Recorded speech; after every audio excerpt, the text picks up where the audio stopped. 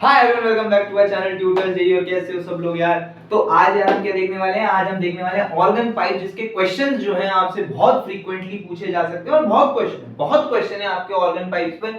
Sound wave में organ pipe का बहुत इंपॉर्टेंट रोल है। आपको क्या करना है, जेई मेन के लिए सिर्फ आपके दिमाग में फॉर्मूले होने चाहिए, क्योंकि डायरेक्टली आपसे first harmonic, second harmonic, third harmonic, overtone, फलाने फलाने के रेशियो जो है आपसे एनटीए बार-बार पूछता रहता है, बदल बदल के, क्लोज में, ओपन में, यही सब। ठीक है, तो फटाफट देखते हैं ऑर्गन पाइप। ऑर्गन पाइप में क्या है, सबसे पहले सीधी बात करते हैं ऑर्गन पाइप। ऑर्गन पाइप हमारे दो प्रकार की होती है। सबसे पहली होती है क्लोज्ड ऑर्गन पाइप, दूसरी होती है हमारी ओपन ऑर्गन पाइप। अब क्लोज और ओपन से ये मत समझना कि भैया क्लोज है तो दोनों तरफ से बंद, ओपन है तो दोनों तरफ से खुली, क्योंकि ओपन की फोटो तो हमारे दिमाग में होती है कि दोनों तरफ से खुल रही है, लेकिन ओपन दोनों तरफ से खुल रही है, लेकिन क्लोज्ड जो है वो एक तरफ से हमारी बंद है। क्लोज्ड जो है वो हमारी एक तरफ से बंद है। बहुत बढ़िया, बहुत बढ़िया। अगर मैं रिफ्लेक्शन की बात करूं तो रिफ्लेक्शन जो ट्रांसवर्स वेव्स में होती थी, जिस तरीके से ट्रांसवर्स वेव्स में हमारी रिफ्लेक्शन होती थी, उसके जस्ट अपोजिट लॉन्गिट्यूडिनल वेव्स में होती है। अरे सर क्या बात बोल दी, क्या चीजें हैं ये। दोबारा सुनो, ध्यान से सुनो, गौर से सुनो। रिफ्लेक्शन जैसे ट्रांसवर्स वेव्स में होती थी, उसके जस्ट अपोजिट होती है लॉन्गिट्यूडिनल वेव्स में। अब लॉन्गिट्यूडिनल वेव्स हमारी कौन सी, साउंड वेव्स। ट्रांसवर्स वेव्स हमारी कौन सी, वेव ऑन अ स्ट्रिंग। तो जिस तरीके से स्ट्रिंग में हमारा रिफ्लेक्शन देखा जाता था, उसके जस्ट अपोजिट जो है साउंड में देखा जाएगा। हालांकि इसका काम नहीं है ज्यादा, लेकिन मैं आपको बता रहा हूं। देखो, जैसे ये फिक्स्ड है, ये फिक्स्ड एंड है। फिक्स्ड एंड पे जब स्ट्रिंग की वेव आती थी तो वो पाई फेज डिफरेंस से चली जाती थी, लौट जाती थी। ठीक है, इधर देखें तो इधर ओपन एंड है। ओपन एंड है, इसका मतलब कि भैया जैसे आएगी वैसी चली जाएगी, जैसे आएगी वैसी चली जाएगी। लेकिन साउंड वेव में क्या होगा, साउंड वेव में क्या होगा, साउंड वेव में अगर ओपन एंड है, ओपन एंड है, तो अगर रेयर फ्रैक्शन जो है कंप्रेशन से टकरा रहा है, तो उसका रेयर फ्रैक्शन कन्वर्ट हो जाएगा कंप्रेशन में। समझ में आया, rare fraction will converted to compression and vice versa. जब हमारा फ्री एंड होगा, फ्री एंड से कहने का मतलब है जब हमारी डेंसिटी कम होगी।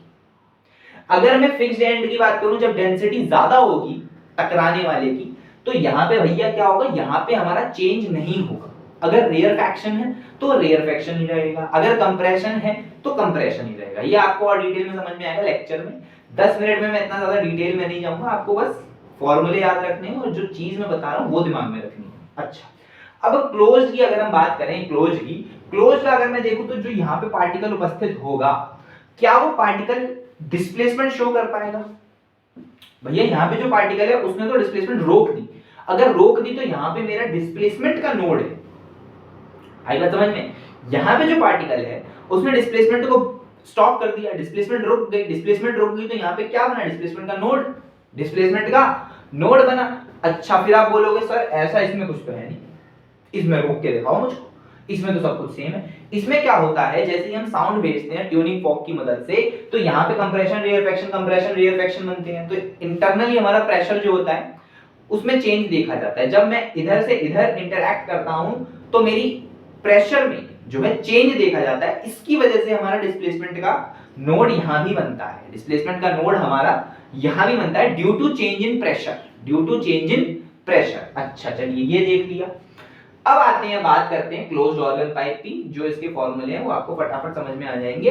क्लोज्ड ऑर्गन पाइप की बात करूं तो भैया फिक्स्ड पॉइंट है, यहाँ पे डिस्प्लेसमेंट का नोड बनेगा। अच्छा, डिस्प्लेसमेंट का नोड बन रहा है तो इसका मतलब जो प्रेशर है, हम ये जानते हैं कि डिस्प्लेसमेंट की वेव और प्रेशर की वेव में π/2 का चेंज है। क्या चेंज है, π/2 का। नोड और एंटी नोड में भी π/2 का चेंज होता है, नोड और एंटी नोड में भी π/2 का ही चेंज होता है। बहुत सुंदर। तो अगर डिस्प्लेसमेंट का नोड बन रहा है तो प्रेशर का एंटी नोड बन रहा होगा कि नहीं। गौर से सुनो, डिस्प्लेसमेंट का नोड, प्रेशर का एंटी नोड, भैया π/2 का फेज चेंज है, π/2 का है। तो चलो देखते हैं, ये मैंने एकदम फंडामेंटल बनाया है कि भैया ये देखो यहां से, क्योंकि यहां पे मेरे को डिस्प्लेसमेंट का नोड बनाना है, ये मेरे लिए कंडीशन है, डिस्प्लेसमेंट का नोड बनाना है, तो भैया इस तरीके से बनेगा। अब मैंने उसको dw लिख दिया, डिस्प्लेसमेंट वेव। ये pw क्या है, pw को कुछ और मत समझना, दिस इज प्रेशर वेव। अच्छा, pw को आप लोग कुछ और ही समझोगे, इसलिए मैंने बता दिया कि pw is pressure wave. Pressure wave देखे तो ये क्या है हमारा, ये है हमारा नोड, क्योंकि अब यहां पे मेरे को एंटी नोड बनाना है, एंटी नोड बनाना है तो भैया इस तरीके से बनाया। समझ में आया? आया तो मैं लेंथ को क्या लिख सकता हूँ? लेंथ को लिख सकता हूँ लैम्डा बाई 4। अगर मैं लेंथ को लैम्डा बाई 4 लिख सकता हूँ तो याद कर फ्रीक्वेंसी को क्या लिख सकता हूँ? अगर मैं लेंथ को लैम्डा बाई 4 लिख सकता हूँ तो याद कर फ्रीक्वेंसी को क्या लिख सकता हूँ? फ्रीक्वेंसी को लिख सकता हूँ v by 4l, v by 4l, and this is my fundamental as well as first harmonic frequency। याद रखो, इस चीज को याद रखो। याद रखने वाली बात जो है ना वो ये है कि आपको ये पता होना चाहिए कि लेंथ जो है वो लैम्डा बाई 4 होती है। बाकी ये चीज निकालने में कोई आपका बहुत ज्यादा समय नहीं लगता, ना ही कोई बहुत ज्यादा कष्ट लगता है। आपको याद रहनी चाहिए कि भैया लेंथ क्या है। लेंथ इज लैम्डा बाई 4 और ये पहली ही है इसलिए फंडामेंटल, पहली ही है तो इसलिए फर्स्ट हार्मोनिक, फर्स्ट हार्मोनिक भी बोलते हैं। अगली देखो, अगली देखेंगे तो यहां तो फिक्स्ड है ना कि यहां तो नोड ही बनाना है, यहां तो मुझे डिस्प्लेसमेंट का नोड ही बनाना है। अगर नोड ही बनाना है तो भैया एक लूप बढ़ गया, एक लूप बढ़ गया, एक लूप बढ़ गया। अगर एक लूप बढ़ गया तो देखो लैम्डा बाई 2 और लैम्डा बाई 4 कितना हुआ? लैम्डा बाई 2 और lambda by 4 is what? 3 lambda by 4, 3 lambda by 4। ये देखो प्रेशर वेव, प्रेशर वेव का भैया यहां भी अपने को क्या बनाना है? यहाँ पे अपने को क्या बनाना है? इसका नोड, और यहाँ पे क्या बनाना है? Anti node. जब हम देखेंगे, मैंने दोनों वेव्स बना के चली हैं कि भैया डिस्प्लेसमेंट वेव भी देख लो तुम भैया प्रेशर वेव भी देख लो, दोनों वेव्स देख लो, लेंथ देख लो, फॉर्मूला देख लो। 3v by 4l, 3v by 4l, this is my third harmonic as well as my first overtone, this is my third harmonic as well as my first overtone। अगर तुमको याद है first harmonic क्या है, अगर तुमको first harmonic याद है तो जो भी नंबर मल्टीप्लाई होता जा रहा है उतना हार्मोनिक लिखते जाना। थर्ड हार्मोनिक लिख दिया। अब अगला वाला देखो क्या हो जाएगा। अब मैं n लूप्स के लिए कर रहा हूं, n लूप्स के लिए अगर कर रहा हूं तो खुद देखो n लूप्स, लूप्स मेरे n है, मतलब ऐसे ऐसे जो लूप्स बन रहे हैं वो n है। पहले में तो कोई लूप नहीं है, दूसरे में एक लूप बन गया, तीसरे में देखें तो भैया मैंने n लूप्स बना दिए। अगर n लूप्स बना दिए तो डिस्प्लेसमेंट वेव तो इस तरीके से बनेगी। भैया यहाँ पे एंटी नोड है, भैया यहाँ पे नोड है भैया। अगर प्रेशर वेव को देखें, प्रेशर वेव को देखें तो इधर भी उसको नोड बनाना है और इधर उसको एंटी नोड बनाना है, क्योंकि डिस्प्लेसमेंट वेव से क्या चल रही है? पाई बाय 2 का फेज चेंज चला रही है। अच्छा, फ्रीक्वेंसी को देखें तो n लूप्स है तो यहाँ पे 2n+1 आ जाएगा। खुद देखो, जब यहाँ पे एक लूप था तो 3 था, जब एक लूप था तब 3 था, जब एक भी लूप नहीं था तो 1 था। डाल के देख लो, n को 0 डाला तो 1 आ रहा है, n को 1 डाला तो 3 आ रहा है। तो हमें दिख गया कि भैया 2n+1th हार्मोनिक हो गई। 2n+1th हार्मोनिक क्यों हुई? क्योंकि भैया जो हमारी फंडामेंटल हार्मोनिक है, जो हमारी फर्स्ट हार्मोनिक है, उसमें हमारा 2n+1 का मल्टीप्लाई हो गया है और हमारा इसीलिए 2n+1th हार्मोनिक हो गया है। इसी के अलावा क्या हो गया? इसी के अलावा हो गया हमारा nth ओवरटोन। क्या हो गया?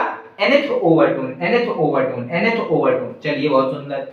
इसके बाद देखते हैं हमारा ओपन ऑर्गन पाइप। और ओपन ऑर्गन पाइप अगर मुझे देखना है तो ओपन ऑर्गन पाइप में अब देखो, यहां पे मेरा डिस्प्लेसमेंट का एंटी नोड बन रहा है, यहां पे मेरे डिस्प्लेसमेंट का एंटी नोड बन रहा है, जो कि मैं बता चुका हूं आपको। यहां पे एंटी नोड, यहां पे एंटी नोड, ठीक है। यहां पे दोनों पे एंटी नोड है डिस्प्लेसमेंट का। तो प्रेशर का क्या होगा? यहां पे नोड और यहां पे नोड। देखो, यहां पे नोड और यहां पे नोड, दोनों जगह प्रेशर का नोड, लेकिन डिस्प्लेसमेंट वेव में दोनों जगह प्रेशर डिस्प्लेसमेंट का एंटी नोड। अच्छा, चलिए, तो मेन ऑब्जेक्टिव तो मेरा लेंथ निकालना है। जब मैंने लेंथ निकाली, length is equals to lambda by 2। अरे आया कि नहीं आया? लैम्डा बाई 4 और lambda by 4, lambda by 4, lambda by 4 is lambda by 2, length मेरी लैम्डा बाई 2। बहुत सुंदर। अगर लेंथ लैम्डा बाई 2 तो frequency v by 2l, frequency v by 2l। This is my fundamental, this is my fundamental frequency in open organ pipe. Open organ pipe में मेरी fundamental frequency है, इसी के साथ साथ मेरी फर्स्ट हार्मोनिक है। चलिए आगे देखते हैं। आगे अगर हम देखें तो भाई साहब मैंने क्या करा, अब इनिशियली डिस्प्लेसमेंट में कोई लूप नहीं था, कोई लूप नहीं था, मैंने एक लूप बढ़ा दिया। एक लूप बढ़ाया तो खुद देखो, यहां का एंटी नोड, वहां का एंटी नोड, सही बात है। और प्रेशर वेव क्योंकि पाई बाय 2 के डिफरेंस पे चल रही है तो यहाँ पे नोड और यहाँ पे नोड, यह कंपलसरी है, बनाना ही पड़ेंगे। तो भैया इस तरीके से बनेगी, ठीक है, इस तरीके से बनेगी। गलत वालों को गलत मत समझो। ये फ्रीक्वेंसी है, frequency is v by l, frequency is v by l। कैसे v by l? क्योंकि खुद देखो लेंथ क्या हो गई, लेंथ क्या हो गई? लैम्डा। लेंथ क्या हो गई? लैम्डा। चलिए डिस्प्लेसमेंट वेव की बात करें n लूप्स के लिए। अब मैंने बोला कि भैया आपके n लूप्स हैं, भैया आपके n लूप्स हो गए, n लूप्स हो गए, तो डिस्प्लेसमेंट वेव इस तरीके से, अरे हाँ कि ना, डिस्प्लेसमेंट वेव इस तरीके से। प्रेशर वेव को देखें तो भैया इस तरीके से, यहाँ पे नोड वहां पे नोड, डिस्प्लेसमेंट में एंटी नोड, n लूप्स हैं, इनके बीच में n लूप्स हैं।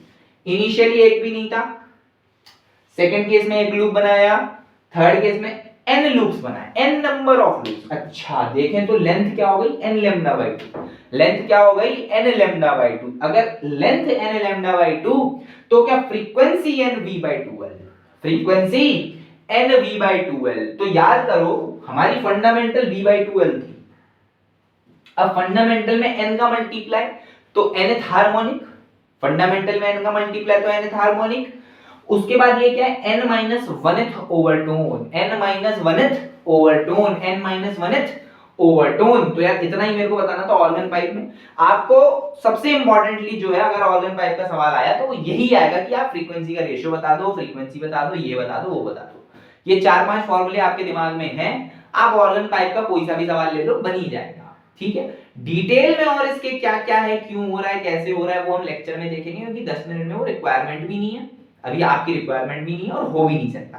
अब आपके मेजरली जो दो टॉपिक बच रहे हैं साउंड वेव में, एक बीट्स और एक डॉपलर इफेक्ट। अब डॉपलर इफेक्ट मेंस से काट दिया गया है, पर मैं सोच रहा हूं कि डाल ही दूंगा, बीट्स भी और डॉपलर इफेक्ट भी, तो आप उसको देख लेना। 2 और टॉपिक बचे हैं, फिर साउंड वेव भी हमारा खत्म हो जाएगा। तो इतना ही मुझे बताना था यार आज के लेक्चर में। अगर आपको जो है अच्छा लगा हो तो आप इसको लाइक करें, चैनल को जो है ऐसे बटन दबा करके सब्सक्राइब करें, और मुझे पता है तुम लोग शेयर नहीं कर रहे हो तो इसको शेयर भी करो यार, इसको शेयर भी करो, सब्सक्राइब करो, लाइक करो वीडियो को, और चलते हैं मिलेंगे अपनी अगली वीडियो में। धन्यवाद।